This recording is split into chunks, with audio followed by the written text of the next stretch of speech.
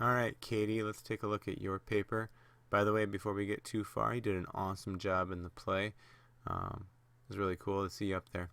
All right, so MLA format first. MLA format is good up to here. You need to name the class, so it'll be English 12. I actually like this title. I wish there was maybe a little bit more connection with Macbeth. And I'm not sure how that would maybe work, but it's a cute title. I'll take it. So you start off with a quote. All the citation is correct, which is awesome. And then you jump into Macbeth, and then he has this multiple personality disorder. What I would like to see is a stronger sentence right after here to kind of tie this opening quote into this a little better, so that you have like another sentence here that just adds on to this concept. Okay. I like that you go and talk about the background to it, which is good. This is not going to be a semicolon. As you've learned in class already, this is probably going to be closer to a comma here. So you get to his symptoms. You get to the thesis statement, which is a good thesis statement. I like the idea of the lack of conscientiousness. Hopefully you keep bringing that up as we move throughout the body paragraphs. But this whole introduction moves nicely, and if you had that sentence right there, just add a little bit more length to it, it would flow really nicely into each other. So good job with that, and hopefully it continues on with your body paragraphs as well.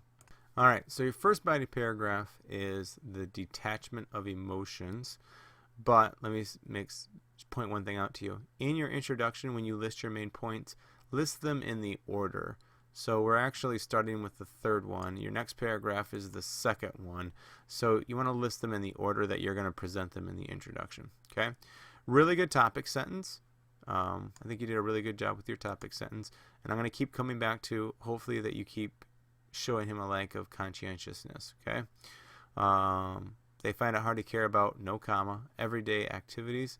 So you have an outside source there. Try not to end on a verb like that. Try to rearrange that sentence so it doesn't have to end like that. So I like the idea that he slowly stops showing remorse for death. And you use Lady Macbeth's death, which is fine, and that's probably the most perfect example. I wouldn't mind you tying in even like Macduff and compare like how he felt about Duncan to how he felt about just cold-blooded killing Macduff and his family, or just, I guess, going after his family. I think that would be a good comparison to about how you're emotionally numb to that, whereas the first death he's crying and so overwhelmed with guilt, and by Macduff's family he's like, yeah, do it, go ahead, kill him, I don't care.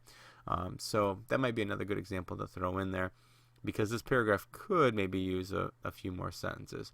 You use a long quote. Again, it's 4 lines. It has to be separated out if you're going to use a quote that long. So, oh, that's later on. Sorry, I read ahead. Later on, you have that. You try to do it later on, but when it goes on to 4 lines, you got to separate it out. So you talk about being unaffected. His lack of conscientiousness in the death of the woman he once cared so much for shows, so no comma, shows how his grip on reality is slipping and is slowly pushing him towards his end. You also need a transitional statement at the end here. I'm going to come back to this in a second. But you also need a transitional statement to say, basically now that we talked about this symptom, we're going to talk about this symptom. Obviously, you're going to make it sound a little bit better than that. But so here is your thesis coming back into play, which is fine. But I'd love to see you dive in. I think, Katie, you're a smart enough girl here. I'd love to see you dive into this a little bit deeper. Just don't say, his lack of conscientiousness shows how his grip on reality is slipping. Okay? Explain why that makes sense based on the symptoms that you talked about. So try to add just a little bit more into that. All right, so now we're going to jump into his blurred sense of reality. And again, Katie, you have really good topic sentences. I think you're doing a really good job of that. That's a really good topic sentence of morals. Okay. You have outside source, which is good. This is probably, again, not a semicolon, but a comma here. This wouldn't be used to separate anything out. So I like this idea. You say on several occasions he does this. Now, here's the ironic part. You only talk about one. So I would love to see you expand this as well. When he faced the idea of killing Duncan to become king or staying loyal, so no comma, or staying loyal and as his friend. So this is where this probably went, and see, actually it wouldn't. This wouldn't have gone on to 3 lines. So you don't need to separate this one out. So you can just backspace this all the way to here. This doesn't go on to 4 lines. So you wouldn't need to have this as its own separate thing here. So you would back that back up. Then what you don't do well is I don't see a strong look at that thesis statement about his lack of conscientiousness.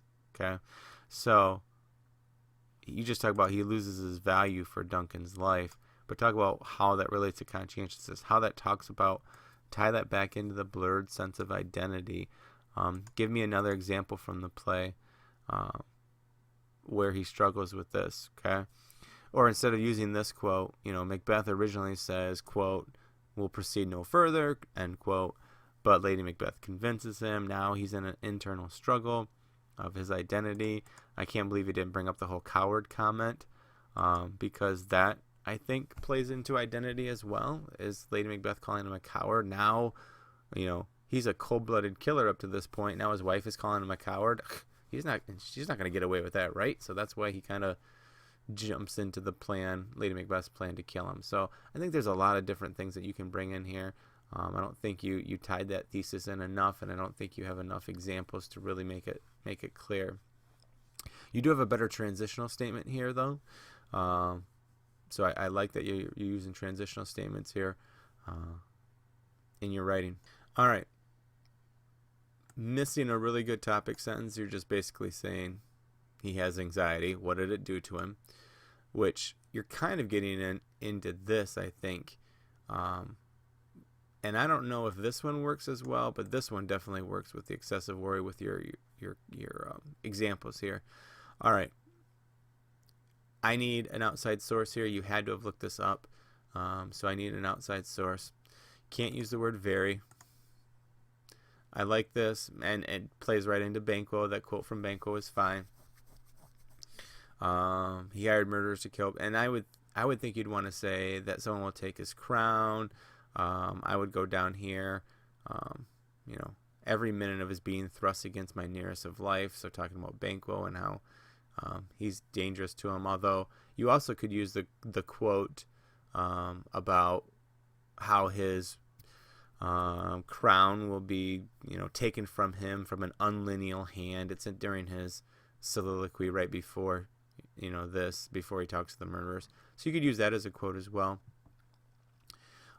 So you get into that quote from Banquo. Got a space issue here. So he uses newfound power to solidify his place upon the throne. This is kind of getting into the conscientious. He loses significance for both Banquo's life and his friendship, which just causes more people to become suspicious of him. And I don't, further towards ruin. Yes, he's getting closer to being ruined, but again, I don't know if you've really have dove into that thesis statement enough in here. So I think you still need to work on that. So better topic sentence, outside source, maybe a little reworking of how, the anxiety develops. And I would even say like Macduff's, Macduff being absent causes him anxiety. The witches cause him anxiety. I think you could use a couple more examples that leads to that concept that you're talking about at the beginning of the conscientiousness. So I think you could use a couple more there. All right, so now we get into psychotic-like symptoms. So basically hallucinations. Use outside source as well, which is good. Topic sentence is still weak because you're not saying what these hallucinations are doing. Now, he sees the weapon he's going to kill with. This would be not a comma, but a colon that you would use here. He is not... This would be untrue based on the line. Are you a dagger of the mind or not? So he is unable to tell the hallucination is fake. He does eventually say it is no such thing or something like that. So if you use that quote, that would be fine. And I like the idea that going from unsure to really unsure, you know what I mean? Like being able to kind of work through the hallucination via, at the end that he can't work through it, I think is an important distinction which you're trying to bring up, which is good. With this, that he's really lost that distinction. I like that idea in here, but again, that should be developed in your thesis statement. Sorry, in your topic sentence, which would also be part of your thesis statement is conscientiousness, because I'm not sure how the hallucinations play into his conscientiousness, other than he goes and kills people, okay, and drives them mad. I don't know if that really is a strong connection there. So, again, he's already killed Banquo, so how does that work towards death? I don't know. Hopefully you'll be able to tie that together. All right, sorry, move back up. So, in your conclusion, restate your thesis statement, which is good. You go through all your main points, which is good. This isn't a bad way to end it, to go back to some of this concept, although I would think that you would explain the idea it's not the result of one event. It could be multiple events. Genetics could play into it, which is fine, but this doesn't expand on this. I would rather see this in the introduction. Like, genetics doesn't have anything to do with the play. Environment and lifestyle do, which I think you could talk about again with this whole fighting at the beginning. I don't know. While it's not a bad quote, I think it doesn't necessarily work here at the end. You do have a really good clincher, though. I like this clincher a lot. Although one thing that you are going to lose points on is you start jumping into second person point of view. 1, 2. I thought there was 3. Yeah, 3. So you're going to lose 3 points just on that. So don't be surprised when your voice score is low. MLA format, everything looks good except these need to go over to this area. So they should be tabbed just once. So you'll need to fix that. But everything else on the works cited page looks good. Katie, you're doing a lot of things right, but there's a lot of things. It's almost like you're doing everything that I ask you to, just not all in the same paragraph all the time. So concentrate on those really strong topic sentences. Concentrate on organizing your examples well. Concentrate on really tying that thesis in. And this will be a really great paper, I think, overall, if you choose to rewrite it. So good luck.